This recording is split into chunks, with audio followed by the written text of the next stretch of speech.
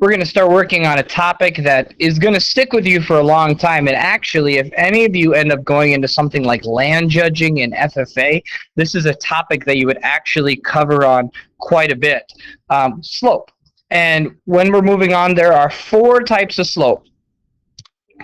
The first example is going to be a positive slope, which means you're increasing or like you're climbing a mountain.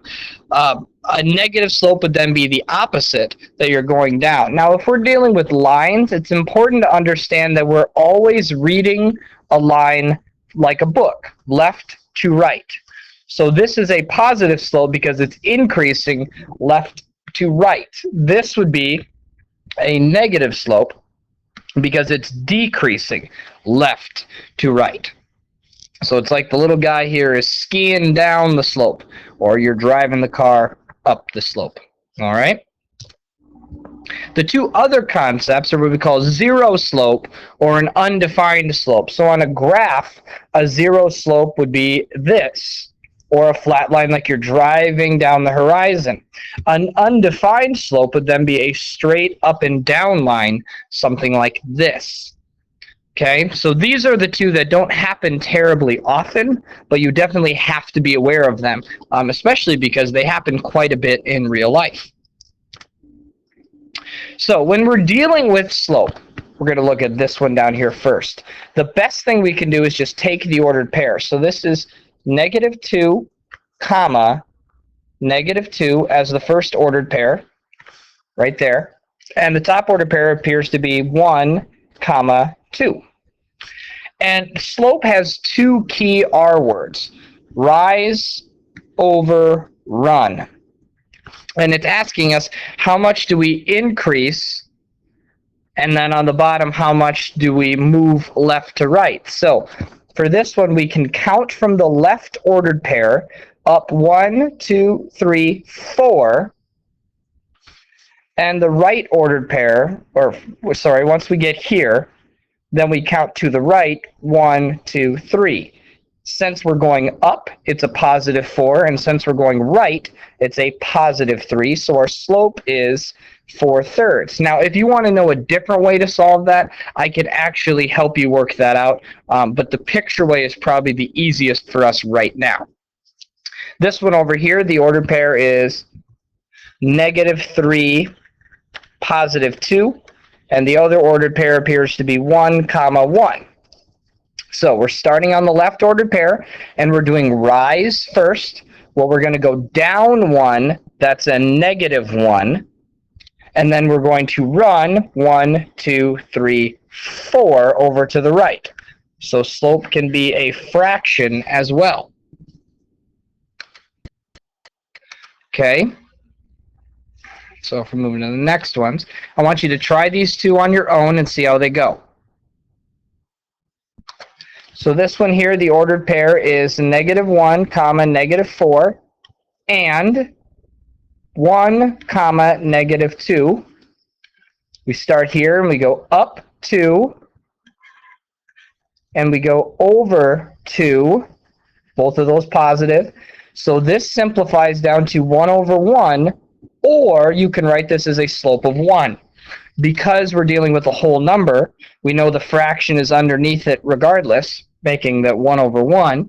So you can either write this as a 1 or a slope of 1 over 1. Either is acceptable. This one here, our first ordered pair is -1, comma, -3. And our second ordered pair is 1, comma, 5. We're going to go up 1, 2, 3, 4, 5, 6, 7, 8. And we're going to go over 1, 2. This can also simplify down to 4 over 1 or just 4. Now, I'm sure IXL is going to be picky about this, so you got to be really careful reading the directions if it wants it as a fraction or as a whole number. Both are acceptable. It just depends on what they're asking for. Okay. So now if we're given the ordered pairs without the graph, you have 2 different ways you could solve this.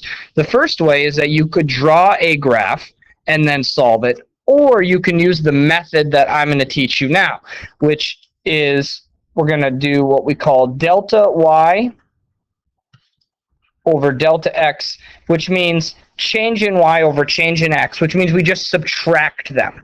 Okay, so if we're at this top ordered pair, I'm going to go with the y value first, because these are the y's and these are the x's. So then I'm going to subtract 2 minus 6. It's important to always subtract, because you're finding the difference. And then on this one, I have to start here, because I started with 2. So I'd go 0 minus 3. 2 minus 6 is negative 4. 0 minus 3 is negative 3. We can simplify this fraction down to be a positive 4/3.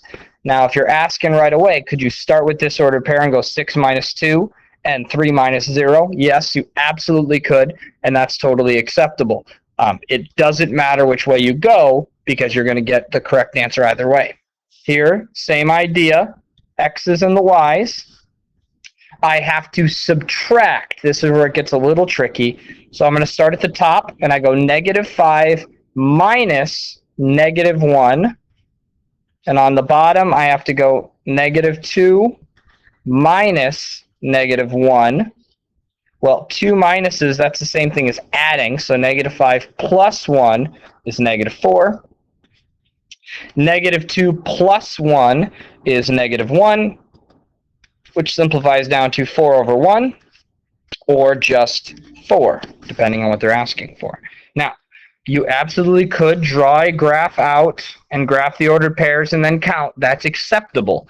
But if you're not given the graph, this way is probably quicker. You just got to be always aware the y's go on top, because y's determine rise, up or down, and x's determine run, left or right.